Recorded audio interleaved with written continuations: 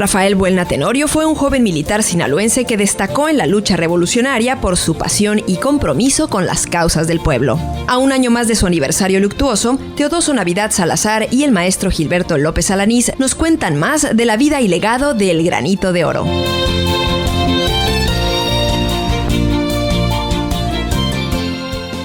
Buenas noches, estimados amigos. Esto es Sinaloa, pasajes de nuestra historia. Ya está aquí en esta mesa el maestro Gilberto Javier López Alanís, director del Archivo Histórico General del Estado. Maestro, buenas noches. Muy buenas noches. Yo soy Teodoso Navidad Salazar y hoy platicaremos sobre Rafael Buelna Tenorio, uno de los generales más jóvenes de la Revolución Mexicana, nativo de Mocorito, Sinaloa, y que siendo estudiante del Colegio Civil Rosales en Culiacán, no estuvo de acuerdo con las injusticias que se cometían con la gente. Rafael Buelna, siendo muy joven, se afilió a la candidatura de José Ferrell, quien contendió por la gubernatura de Sinaloa en contra de Diego Redo. Maestro, Rafael Buelna, un joven inquieto desde sus años de estudiante. Sí, Rafael Buelna, un jovencito de buenas familias de Mocorito, porque para estudiar en el Colegio Rosales de esa época, pues tenías que tener un cierto ingreso. Aunque había becas de los municipios, en el Colegio Rosales lo recibían en internado completo y medio internado.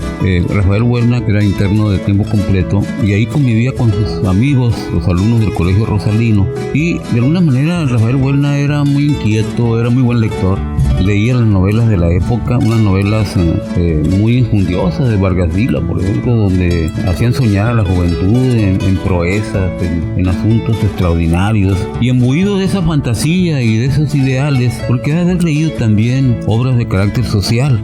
No eran ajenas la ideología de la Revolución Francesa, por ejemplo, ¿no? Las ideas de la libertad, el socialismo utópico, sí. Las ideas sociales de Flores Magón, porque él leía Voz del Norte, un periódico que se editaba en ese tiempo, y ahí venían artículos muy injundiosos sobre el socialismo utópico de esa época. Así que Rafael Buelna se adhirió a los ideales democráticos de grupos de esa época, fundamentalmente los grupos de Mazatlán, que ya discrepaban del gobierno de Cañedo. Sí, y además él tuvo controversias muy fuertes con sus maestros, porque como era un alumno lector, se oponía a veces a las directrices que mandaban ciertos maestros y les daba la batalla a partir de que levantaba la mano, ¿no? Y cuando él se pronuncia por José Ferrell Félix, que en contra de Diego Redo de la Vega, después de la muerte del gobernador Cañedo, es expulsado del colegio porque organiza una manifestación y se le cortan sus derechos, fíjate, sus derechos de estudiante. Ese autoritarismo del siglo XIX, del porfiriato,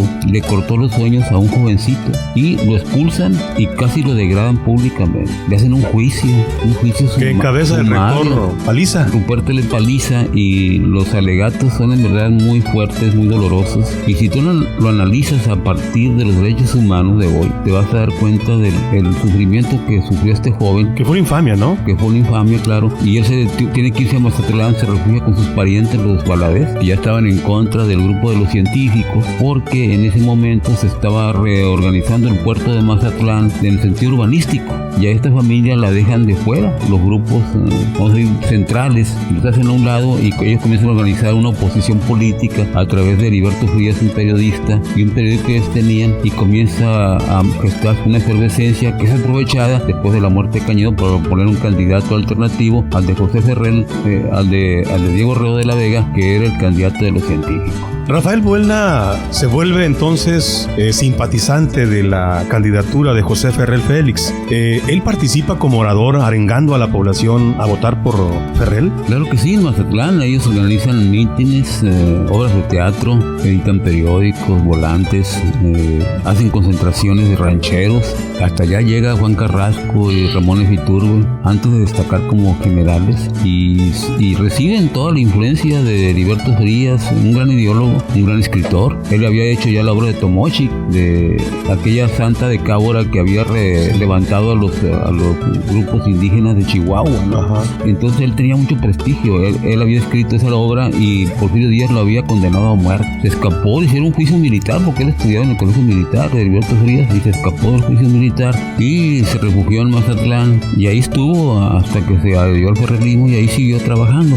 A la derrota de José Ferrell, Rafael Buelna se adhiera al maderismo. Y con Madero milita en mítines políticos, en la obra literaria, y al triunfo de Madero, él se regresa a Culiacán y le dan el cargo de secretario del Colegio Rosales, donde fue expulsado. Regresa por la puerta grande. Regresa como autoridad. Como autoridad. Y a terminar unos estudios que tenía pendientes, materias que le habían quedado pendientes. Bien, pues esta ha sido una charla con el maestro Gilberto Javier López Alanís. Platicamos en esta noche acerca de Rafael Buelna Tenorio, cuyo nombre hoy lo encontramos en las calles de las ciudades del estado, en escuelas, en aulas de trabajo, en colonias, en ejidos, como un homenaje a su trayectoria revolucionaria que ayudó a la transformación de México, del México que hoy disfrutamos todos.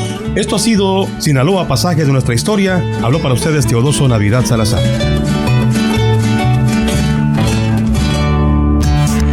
Sigue conociendo tu estado a través de nuestro programa. Continuamos.